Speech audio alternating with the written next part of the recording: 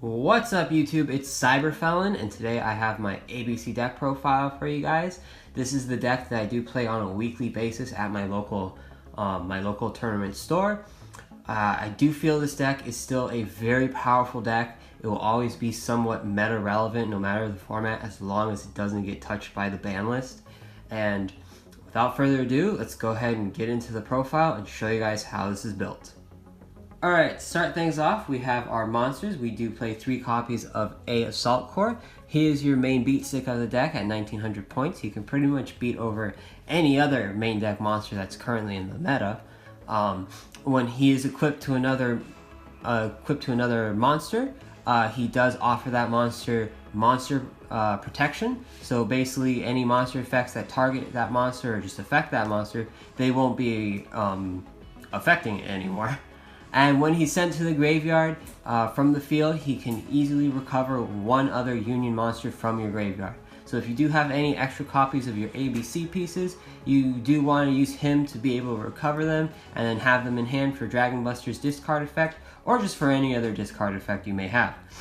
Then you do play 3 copies of B Buster Drake, because similar to A, when he's equipped to another light machine type monster, he offers him spell protection. So any spell cards that would affect your monsters basically don't matter when he's equipped to that monster, that specific monster. And then when he's sent to the graveyard, he does allow you to add 1 Union monster from your deck to your hand. So outside of Union Hanger, he is your main searcher for the deck, and you do want to abuse his effect as much as possible to continue to get your resources in hand and continue to have card advantage. Then the other ABC piece is your Seed Crush Wyvern. You do play 3 copies of him, especially now in Link format, because he does allow you to extend your combos, as well as allow you to go ahead and special summon ABC pieces from your hand to the field, and like I said, extend your combos. That's when he is sent to the graveyard. When he's equipped to a monster, he offers them trap immunity. So basically, if your opponent's playing a trap heavy deck, Altergeist, you can go ahead and equip him to your A or B, and basically they can swing without really having to fear too much of your opponent's back row. You still do have to be careful because back row is back row, and yeah. Then the other monsters you do play are your 2 copies of your gold gadget, being able to use your gold, as well as your 2 copies of your silver gadget, being able to use these 2 guys to be able to special summon one of your other ABC pieces, or the other gadget, which then you can continue to special summon your other ABC piece. Allows you to really extend your combos. It allows you to go ahead and do a lot more with the deck just off of a simple normal summon, but you do kind of rely on your normal summon, but not as much anymore because of certain cards I am playing. So these guys are really good. They can also be used to stall, because when the gadgets are destroyed, you can easily special summon the opposite from your deck, and that is once per turn, unfortunately, but you can kind of stall a little bit, absorb a few attacks with that. So they are good for both reasons. Then for the hand traps, you do play 2 copies of your Ghost Ogre. Ghost Ogre has kind of lost a little value in this format. It's not as good as compared to last format, but it's still a great hand trap to have. It basically destroys any card your opponent activates, as long as it's not the first time they activate a spell or trap. But any monster that activates effects, any spell or traps that are on the field already that activate their effects, you can easily just drop a Ghost Ogre, destroy it. For continuous spells and traps, they will lose their effects, but it's just a good card. It's not as good as it used to be, but it's still a very good card. The other hand trap you do play, which I do have extras in my side deck, is 2 copies of Effect Veiler. Effect Veiler is a very good card. Effect negation is very powerful in this format. Being able to stop your opponent more than once per turn with Effect Veiler, because unlike other hand traps, Effect Veiler isn't once per turn, is very powerful. The only thing is you have to make sure you're only using it during your opponent's main phase, because you cannot use it outside of their main phase. But it is still a very good card, even with those slight restrictions. The other hand trap that I do play 2 copies of is DD Crow, mostly for your Spiral matchup, but also can be used in your Sky Striker matchup to banish your opponent's race, so they can't get her effect off after you've gotten rid of their Link monster. DD Crow is very versatile in this format. You do have a lot of targets that you can use it on, and you can kind of disrupt your opponent with it very easily. That's why I do run 2 copies of it. It is a good card. If you can afford the Ghost Bella, I believe that's what she's called. Yeah, Ghost Bella Haunted Mansion. Definitely play her instead of DD Crow. And of course, if you do have an Ash Blossom, I definitely recommend playing it or even Droll and Lockbird over your Ghost Ogres. You still want to main deck your Veilers. I do recommend that one completely. But definitely Droll and Lock is probably one of the best hand traps in this format. So if you do play it, I would recommend replacing Ghost Ogre with that card. Now onto the spells. We do play 3 copy of your main spell, that is basically your heart and soul of the deck, and that is 3 copies of Union Hanger. Union Hanger, when activated, allows you to add 1 light machine type Union monster from your deck to your hand. So this is a very good effect, being able to add extra ABC pieces to hand, search out the piece that you're missing. It's very good for that reason. And then once per turn, when a light Union machine type monster is normal summoned or special summoned to the field, you can equip 1 light machine type Union monster from your deck to it. So basically, when you normal summon or special summon off of your Dragon Buster's effect, or just normal summon one of your pieces, go ahead and equip. Most of the time you want to equip your B to it, or if you're summoning your B, you want to equip your C if you have another piece in hand. That way you can go ahead and extend your combo and maybe make a first turn Dragon Buster. Then to see this card as fast as possible, you do play 3 copies of your Terraformings. Terraforming allows you to get to your field spell as soon as possible, and it's also a very good bait for an Ash Blossom if you do have 1 Union Hanger in hand already. So most of the time you do want to use your Terraforming before you activate your Hanger, just to bait out that Ash Blossom. I've done that many times in duels at my locals. I've managed to bait out Ash Blossoms, making them think I don't have a Union Hanger, but I do actually have a Union Hanger. So definitely Terraforming before Hanger.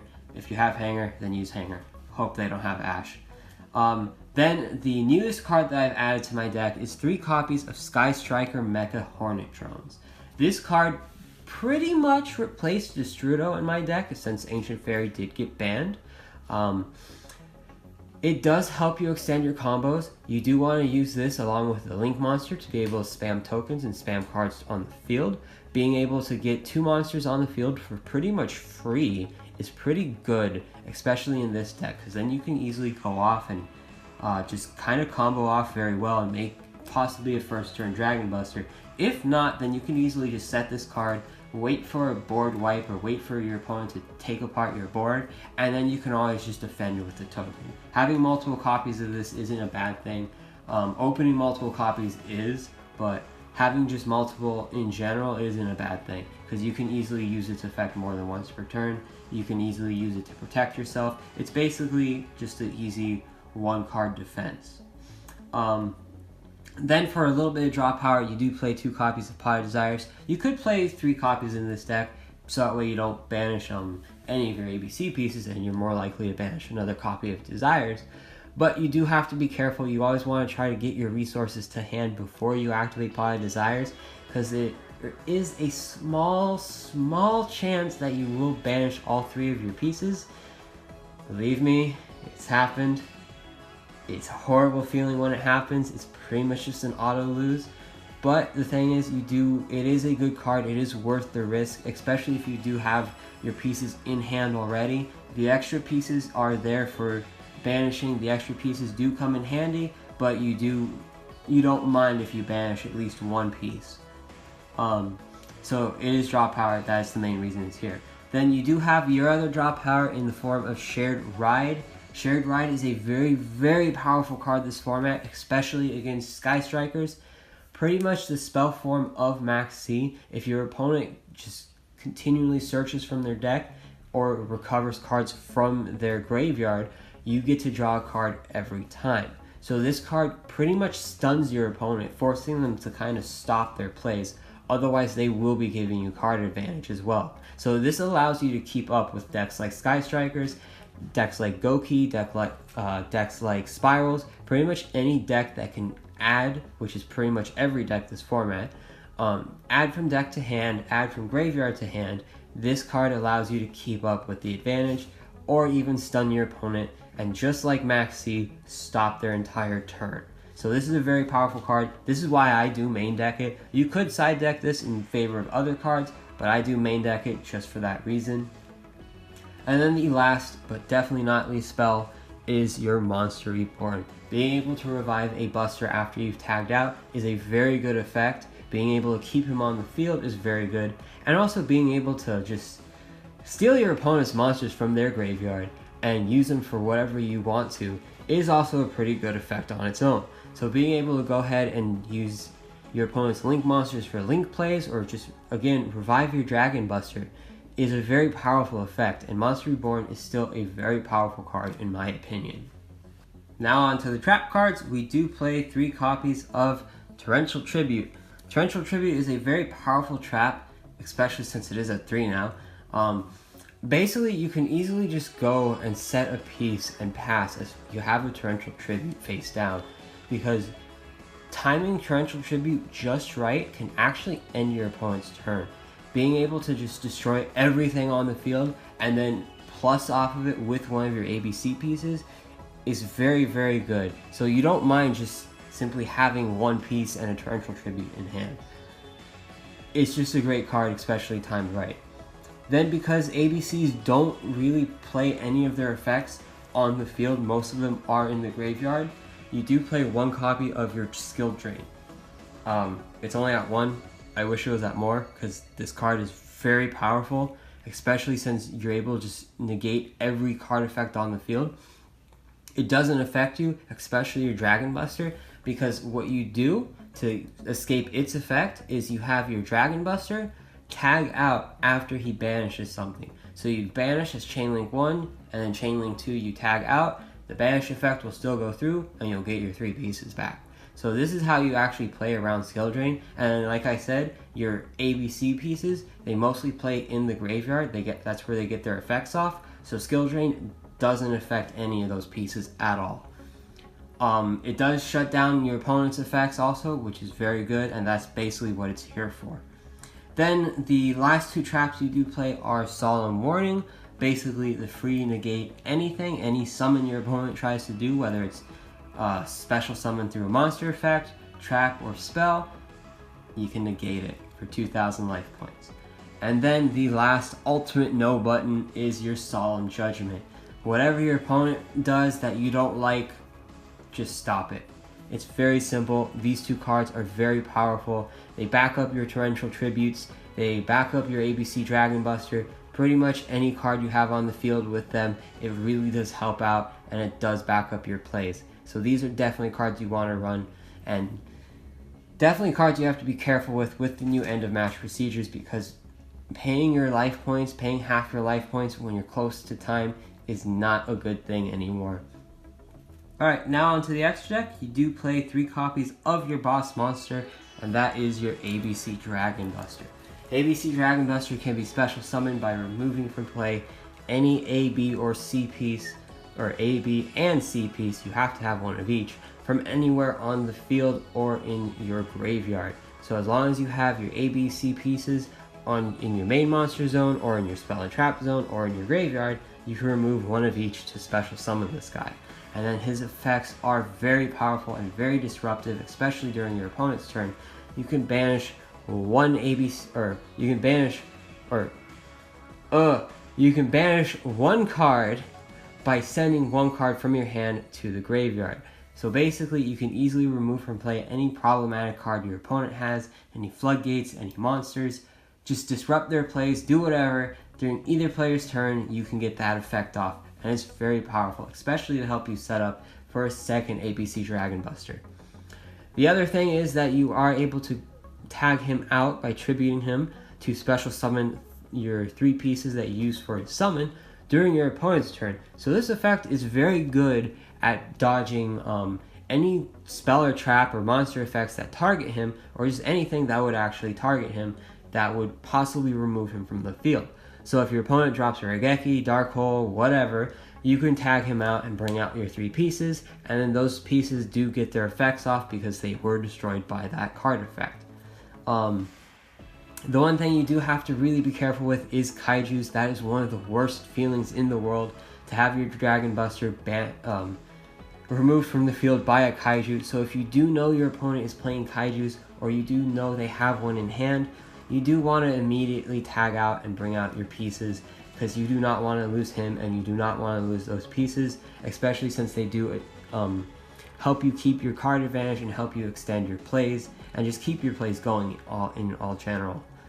The next card you do play is your 1 copy of Bujin Tsukuyomi. He is here for draw power. He is here for helping you set up your ABC Dragon Buster. Being able to discard your entire hand to draw 2 cards is very good, because if you do have a hand full of ABC pieces, you can easily get a Dragon Buster out turn 1 thanks to Tsukuyomi. Then the other rank 4 you do play is your number 41 Paluska. Paluska isn't as good this format as he was in previous formats, especially since everything is so link heavy, link spammy this format. So his effect doesn't really affect them as much because they can't be switched to defense position, but most of the time if you are playing against any other type of deck, he is a great card to sit on and just stall, because he does force your opponent's monsters into defense position, and then they do have their effects negated when that happens. So it's a very good card to have. The only thing you have to worry about is your opponent's monsters that have continuous effects, because it does not stop them. But other than that, it's a very good card just to sit on and stall for time. The last rank 4 you do play is your Abyss Dweller. He is a good card. A lot of decks do play in the graveyard, especially in the mirror match. You do just want to sit on him as well, because you can just stall and stun your opponent. They can't get their effects off. They just pretty much have to just pass turn almost, especially if they're a graveyard reliant deck like Light Sworns, like ABCs. He's just a great card to stun and stall. Then you do play your 1 copy of Nightmare Mermaid to be able to go ahead and break the Ibli lock. If your opponent does manage to bring out Ibli on your side of the field, you can just go ahead and link away into Mermaid. Ibli's no longer a problem, and you can kind of just go off from there. If your opponent did manage to extra link you, unfortunately, there's not much you can do against that outside of a board wipe, or just outside of using your Torrential Tribute, just setting an ABC piece and passing. But most of the time they will have like their Phoenix and Griffin up, co-linked, protecting most of their monsters. So it is hard for this deck to deal with the extra link. It is hard, honestly, for a lot of decks to deal with the extra link. So mostly this does help. This does help break the Ibli lock, and it kind of helps you break your extra link. The next link monster you do play is 2 copies of Sky Striker Ace Kobbari. This does combo well, or this is the main card you combo off with your Hornet drones. I was gonna say Hornet bits because I'm used to the Japanese translation, or the original translation. Ace Kobbari basically is just here for link fodder. You can use her effect to recover your Hornet drones, get another token out on the field. You have 2 free monsters basically. It is, in my opinion, it has replaced the Destrudo engine, especially since Ancient Fairy has been banned. So it's just a really good card, being able to bring out 2 monsters to the field as soon as possible, and then possibly making a first turn Dragon Buster. The other link monster, which is most likely the card you're going to be linking her and the token into, is your 1 copy of Underclock Taker. Underclock Taker allows you to go ahead and reduce one of your opponent's monster's attacks by the attack of the monster he is pointing to. So pointing to a Dragon Buster means you can swing pretty much freely for 3,000 points of damage, 4,000 if you add him. It's just a really good card to have in your deck, being able to just push for more damage, as well as using it for link fodder to go up into your higher link monsters. You do play 1 copy of Nightmare Cerberus, mostly for the monster removal. You do actually get his effect a lot. Especially when he is co-linked, you do get to go ahead and draw a card off of that, which is very beneficial, and you can't get that effect off quite often because you are able to co-link very easily with this deck. So definitely being able to use his discard to set up your ABC pieces in the grave, it's just all around a good card, definitely something you need to run in the deck. Just 1 copy of though, as well as Nightmare Phoenix, being able to have Phoenix remove any spell and trap from the field as simple discard. Again, being able to draw an extra card off of it if he's co-linked. It's just very good spell and trap removal, especially for any problematic floodgates like Imperial Iron Wall that can really shut down the deck. It's just a very good card to have, very good just in general. And then of course when they both are co-linked, Phoenix prevents your co-linked monsters from being destroyed by battle, while Cerberus prevents them from being destroyed by spells or by any card effect. So if you do have them co-linked to each other, that does make a pretty decent wall. Prevents your opponent from really getting over anything, and prevents your opponent from really killing you in general. The next Link 2 you do play is your Cleafor Genus. He is here mostly for, again, like the other Link 2s, just to be able to climb up into the links, get out your Decode Talker or any of your higher Link monsters. He does have the really good effect of that he is immune to spell and trap effects, so pretty much any deck that plays a lot of spells or traps that target your monsters or affect your monsters, mostly Sky Strikers and Altergeist, you can easily just sit on him and keep poking your opponent, and eventually you'll be able to just whittle away their life points enough that they're going to lose. His other effect is once per turn, unfortunately only during your turn. It's not a quick effect. If it was a quick effect, he would be a lot better because of this effect. But you can target one card on your field and your opponent's field and negate their effects. So most of the time you will target like your Union Hanger after you've used both of its effects, and then one card your opponent has, and pretty much you can easily just negate their effects and just remove any effect that's going to be problematic or that's going to be very disruptive. After that, it's not often you get this last effect off, but when two machine type monsters are special summoned to him, to the zones he points to, you can search for any level 5 or higher machine type monster and add it from your deck to your hand. So if you do play the machine type kaiju, the Jizukiru, after you've tagged out with Dragon Buster while he's on the field and special summon 2 of the pieces to where he points to, you can easily just search out that one kaiju and be able to use him to take out any of your opponent's monsters. So this is a searchable, this does help make your kaiju searchable, and it's very good for that reason. The next Link monster you do play is your one copy of Decode Talker. Decode Talker offers a lot of protection for this deck, being able to go ahead and tribute one of your monsters that he points to negate any targeting effect that targets your monsters, and it's not once per turn, allows you to go ahead and capitalize off of your ABC pieces effects, as well as protects your monsters from being targeted. So this is a very good card to have on the field. Him and Dragon Buster is pretty much your best play, and is one of your strongest plays in my opinion. Being able just to go ahead, tag out with Dragon Buster after you've banished him one card your opponent controls using his effect, and then being able to just offer more protection for yourself. It's just a very good card, definitely has to be run in the deck. And then the last, but definitely, again, not least card is your one copy of Saryuja's Scaldread. I do find myself going into him a lot more now than I used to because of the Hornet drones, because of the Sky Striker cards, because simply having a Hornet drones, a piece, or a Union Hanger, or a Terraforming, as well as one of your gadgets, automatically gives you a Saryuja's Scaldread, allowing you to get every single one of his effects off, being able to special summon from your hand any of your ABC pieces, extending your combos, allows you to go into Dragon Buster, maybe even a double Dragon Buster, depending on how well you open. First turn, second turn, you can just easily win the game. As well as his last effect of being able to draw 4 cards and then send 3 cards back to the bottom of the deck, pretty much allows you to go ahead and fix your hand, generating even more advantage, and just allowing you to continue your plays and just dominate the field. He's a very good card to have. I don't say he's a must run in the deck, but he's definitely a great card to have in the deck if you have him. But that's it for today, guys. I hope you guys enjoyed the deck profile. As always, remember to like, comment, and subscribe. This is probably one of my favorite decks to play. It's been the deck I've been playing for quite a while now. It serves me well in my local tournaments. It's very powerful.